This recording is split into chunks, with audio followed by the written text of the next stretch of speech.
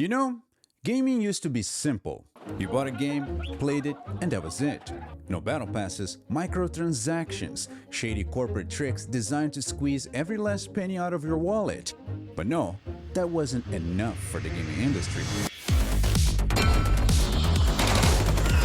Enter Call of Duty Warzone, a game that started as a fun free-to-play battle royale, but quickly devolved into a grotesque Frankenstein's monster of pay-to-win mechanics, artificial down, and the worst part, gamers, especially streamers, keeps polishing their big corporate Let's break down just how absurdly predatory Warzone is and why it represents everything wrong with modern gaming. Warzone is the biggest scam in gaming history.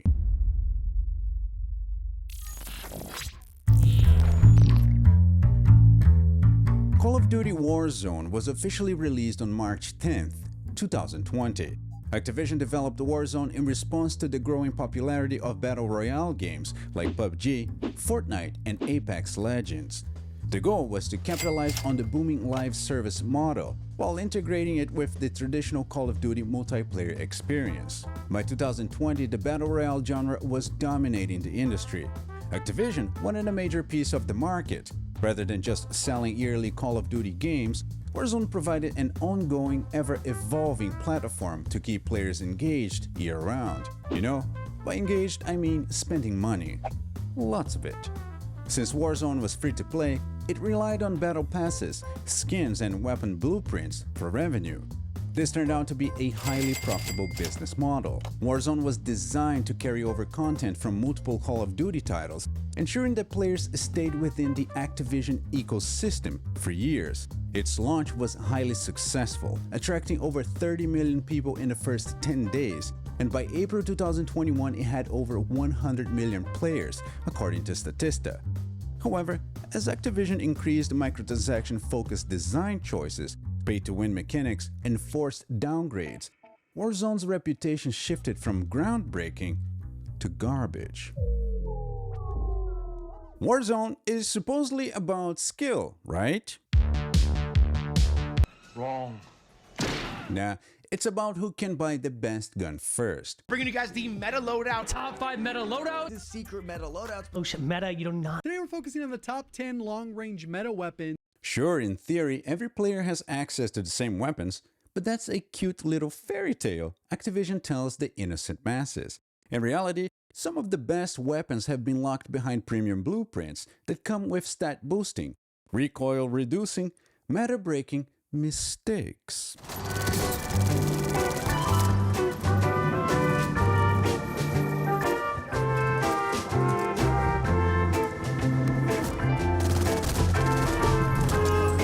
Oh, but what about the best players? They move around the map like they're on skates. Isn't that skill?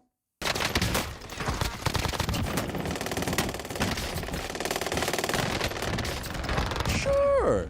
But what about their loadouts? Is it guns that look good or kill faster? The newly buffed fire rate of the Reclaimer 18 is absolutely disgusting. I was decimating some solo lobbies with it just the other day.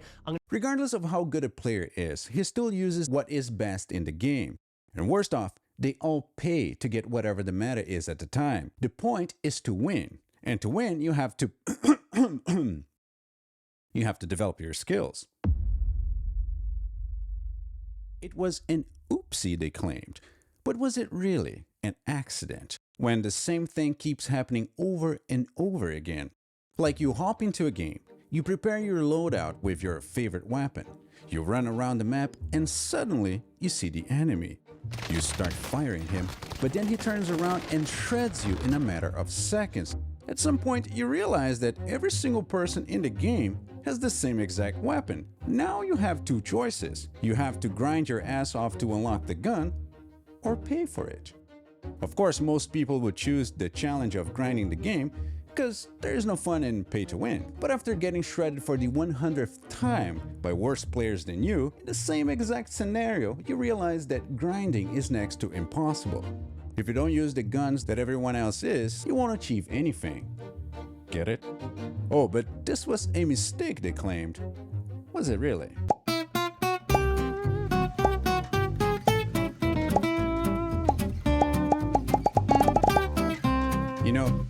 is for poor people.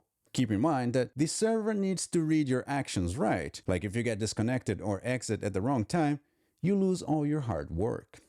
Doesn't that smell like they're pushing players towards a certain thing? Look, Activision knows exactly what they're doing here. They take a game feature that should be fun and rewarding, make it as painful as possible, and then charge you money to skip the pain they created. It's like a restaurant giving you food poisoning and then charging you extra for the antidote. At this point, I'm convinced that Warzone developers have a special meeting every season when they roll a dice to decide which paid blueprint is going to get accidentally buffed. Meanwhile, suckers grinding 10 hours a day to unlock the base version of the gun are left wondering why they're getting obliterated by some dude who spent 20 bucks. Look, all of this is by design. The entire point of adding broken guns to the game is to make you buy a pack or unlock the season pass.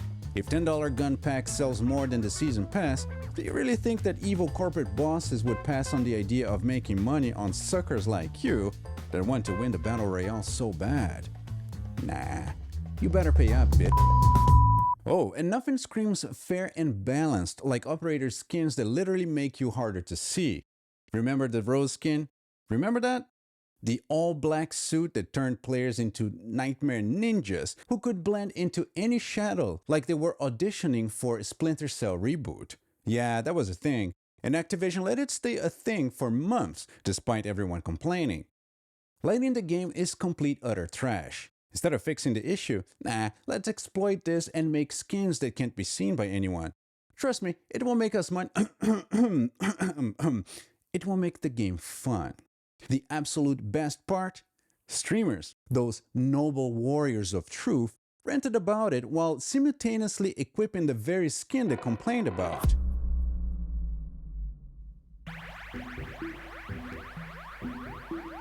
Every big Warzone update brings worse performance, bigger file sizes, and more frustrating bugs that just so happen to make the game unplayable on older hardware. Now, I'm not saying that Activision is intentionally tanking performance to push people towards buying a PS5, but if I woke up tomorrow and found out that that was the plan all along, I wouldn't be even a little bit surprised. Warzone 1 was already a bloated mess by the end of its life cycle, and Warzone 2 somehow managed to be even worse. It's almost as if Activision wants you to quit playing the game unless you upgrade to the latest hardware. What if the goal of Activision is to make people play for only enough time so they spend money and then leave? Meaning that they know that after some time, the likelihood of a casual player to spend more money is next to zero. So to save money on servers, they force you out of the game. Wait, what? How would they force you out of the game? We are subjected to just round after round of cheaters, who at this point clearly aren't even slightly put off by Warzone's quote-unquote anti-cheat called Ricochet. If you played Warzone for more than 5 minutes, you've probably ran into a cheater. You know the types? The guy with aimbot so strong that makes John Wick looks like a stormtrooper. The wall hacker who pre-fires before you even exist. Or the speed hacker zooming around like a cracked out Sonic the Hedgehog. Where are you going? Your shift just started. Well, I'm definitely not going to smoke crack in the bathroom and then burn this place down with my crack pipe. Well, at least I still got my moped. This should buy me some great crack. It's infuriating, and it's plagued Warzone from the very beginning. And what has Activision done about it? Introducing Ricochet,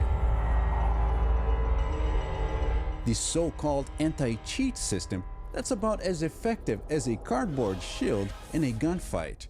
Ricochet was supposed to be the answer to the Warzone cheating epidemic, but in reality, it is a glorified security camera that sometimes catches a crime after it's been committed. Meanwhile, legit players suffer. False bans happen more than they should, leading to actual innocent players getting the boot while cheaters run free.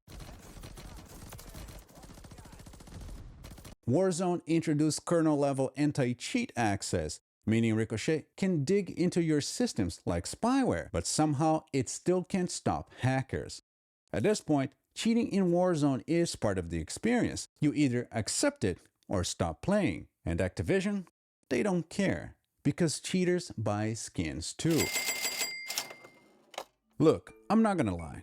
I like the game. I played a bunch back when it came out and it had a good map, Verdansk. I even spent money on it because I really enjoyed playing the game. But here's the difference in between me and streamers. I have principles. If I like something, I pay for it. I support. But if that something starts to take advantage of me and it gets worse with every update, guess what? But gamers love to complain. Warzone players especially love to complain. But do you know who keeps feeding Activision's greed? The very people who complain the loudest. The cycle goes like this. Hype the game when a new season comes up.